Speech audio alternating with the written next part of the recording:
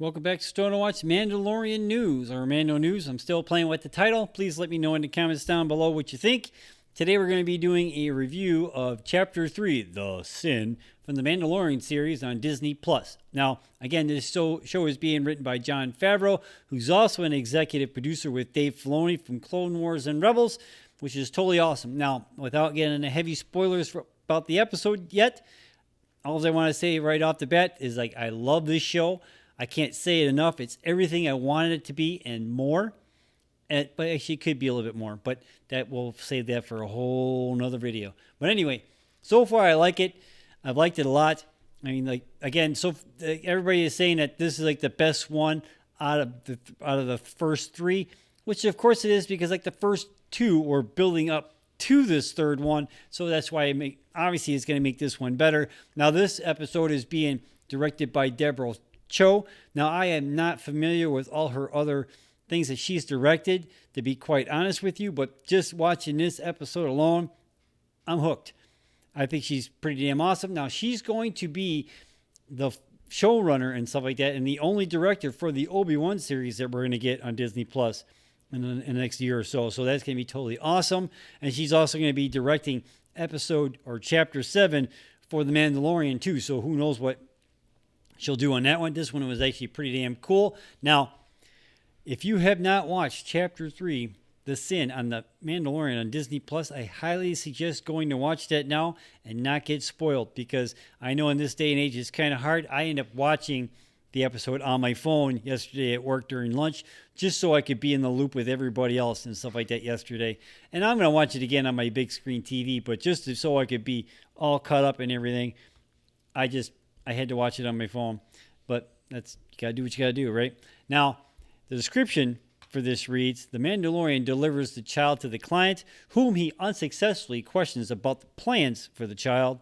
The client then rewards him with more Beskar armor, which he then uses to upgrade his armor, and then he returns to Greef Carga for his next bounty. However, he turns back, infiltrates, and rescues the child. In the process, he's attacked by the other bounty hunters and then is rescued by his fellow Mandalorians, and he eventually escapes with the child. Now, I can't say it enough. This show was just totally awesome. I mean, just totally awesome. And that scene when all those Mandalorians came flying up with their backpacks and everything, that was just totally badass. I mean, it was straight out of the shows, like Clone Wars and Rebels and what have you. That was just totally cool. Totally cool. Now, everybody was saying when he was sneaking around in the Imperial base and stuff like that, they were saying he was kind of like a Batman type feel to it. I didn't really even think about it that way, but now I do. Maybe on my next viewing, I might actually see it that way. I'm not sure, but I don't know.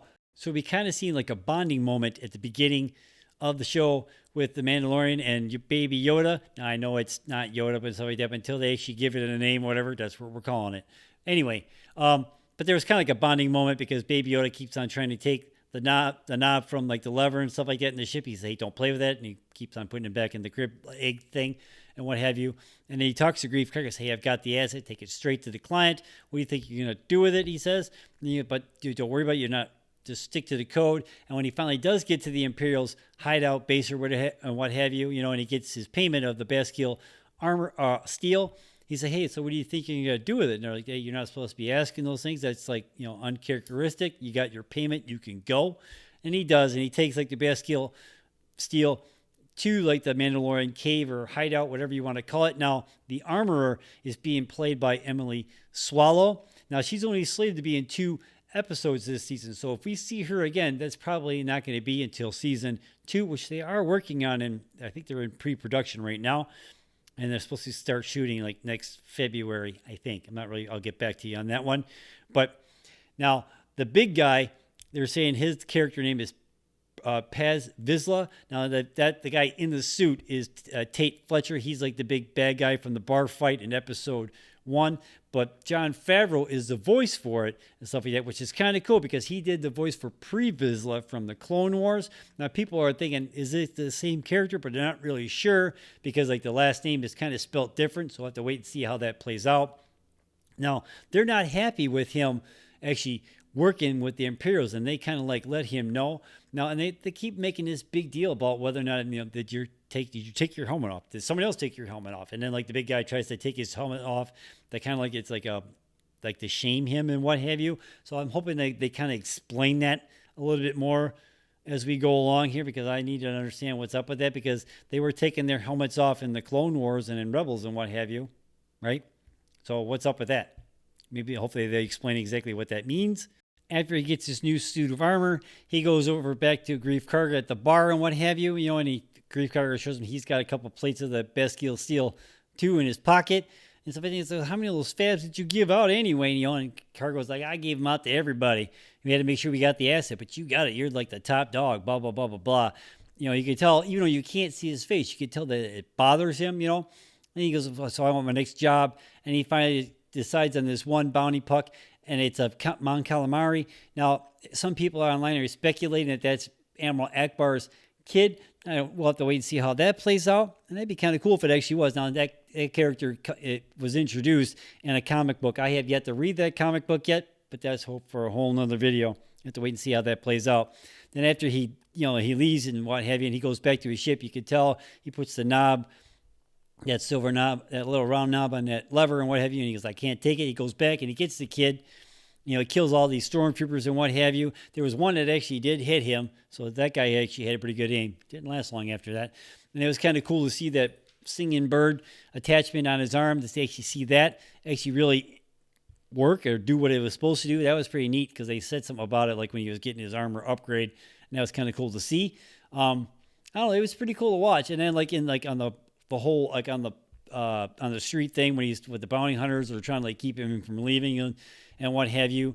Then there's the shootout, which is almost straight out of a Western, except it's like a Star Wars type thing, which was kind of cool.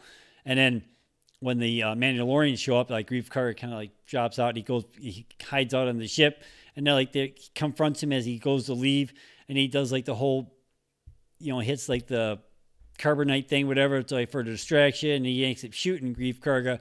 Now some people are speculating he tried to hit where the Beskar steel was at, because he wasn't trying to kill him, he was just trying to get him off the ship.